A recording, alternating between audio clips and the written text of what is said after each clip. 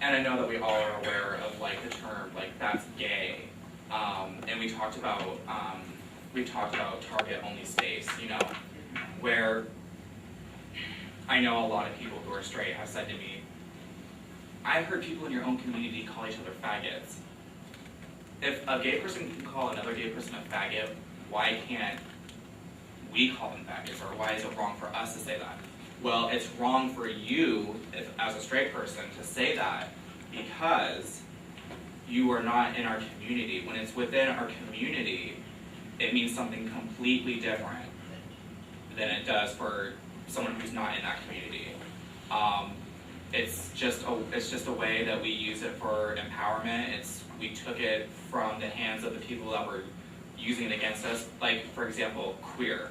You know, that word throughout history for the longest time was known as weird, abnormal, going along with the whole homosexual meaning.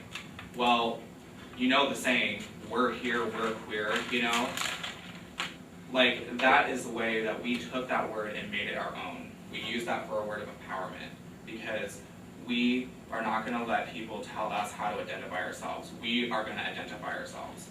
And you have to learn our meanings. We're not going to learn your meanings. You're going to learn from our meanings. And that's just where that comes in. And when you hear someone say, oh, that's so gay, or whatever, but oh no, man, I just meant it as it's stupid. I don't care. I don't care. I don't care how you meant it. You're still perpetuating homophobia. I don't care. I agree. You're supporting and degrading, you're degrading homosexual, you're degrading gays and lesbians and everybody who's queer, and you're perpetuating that homophobia. You are supporting it. Whether you mean it in a different way, it doesn't matter, because the ones that mean it in that way, when they hear you say it, they get that support.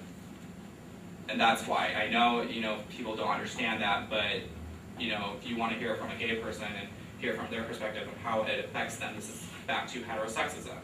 It's their privilege. They have that privilege to choose to use our words. They have the privilege to basically give meaning to us from their perspective when it's not coming from ours. So I just want to make that very clear. So we should all be standing up and saying, no, we are not going to say that, because that's not what we should be saying, you know. Say that's bad, say that's dumb, you know. There's all this unintentional homophobia. People think that homophobia always has to be blatant.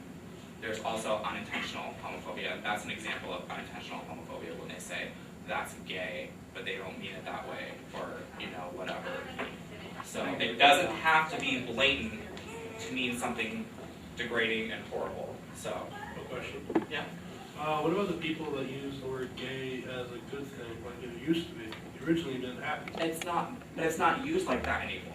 It's not used like that anymore. It's used to describe something in a negative way. It's used to describe something that's, you know, when you're comparing it to something bad, you know, like something that's stupid, something that's wrong, something that happened to you that just affected your day and made you feel like crap. You say, oh, that's gay, you know, that was gay, you know, like, I don't care. Like, I don't care if you're meaning it to be nice or whatever. When you're describing it something negatively, that's not how it should be used. Because it's that unintentional. I guess I can agree with you on the vast majority. I've never used gay as a negative term, me personally anyways. So, I don't know. I can't agree with it. I suppose you're right on the vast majority. Yeah, like when was the last time you heard someone say that's gay? Like, that's happy. Like, this is a good thing. Yeah, no. Yeah. I'm going to have to stop you guys right here. We're going to turn to the audience. If you guys have any questions for the panel, now's the time to ask. Yes. I'm curious, bisexuality, that is personally I am bisexual, and a lot of either straight or gay communities see it as a joke. That's the interpretation that I get, that bisexuality is a joke. That either you're straight and you just like to meddle around, or you're really gay and sometimes you like to go straight. I'm just curious, what are your thoughts on bisexuality? Actually, I'll take this one. We're called border walkers. We walk the line on both halves of it. We don't fit into one and we don't fit into the other. We have to take it and make it our own. We're never going to fit in. It's the same with race, it's the same with anything. If you feel more comfortable being around straight people, then be the odd person out. But if you feel you'll be the odd person out no matter what, just accept who you are, love yourself who you are, and don't care what anyone else thinks. Now I have a question for you as well. Do you feel that being a woman of color also adds to the discrimination that you already face being a bisexual woman? I would say so, because I have a lot of it building up. Not only am I a woman, but I'm half black, half white, and I'm bisexual. So I have that triple threat there that's giving me that bad sort of mojo going on. So I would say yes. Well, Oh, yeah. go ahead. No, I was just agreeing, yeah.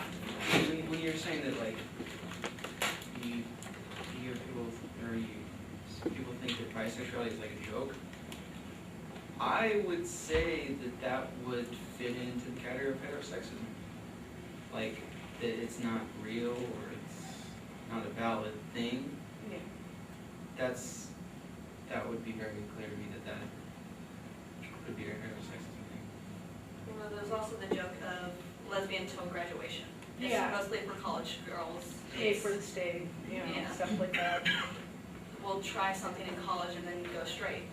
Yeah. And that's what a lot of parents will say, oh, you're just a lesbian until graduation, you'll get over this, or It's a phase. Yeah. Yeah. it's a phase. I hear that a lot. It's just a phase. You'll get over it.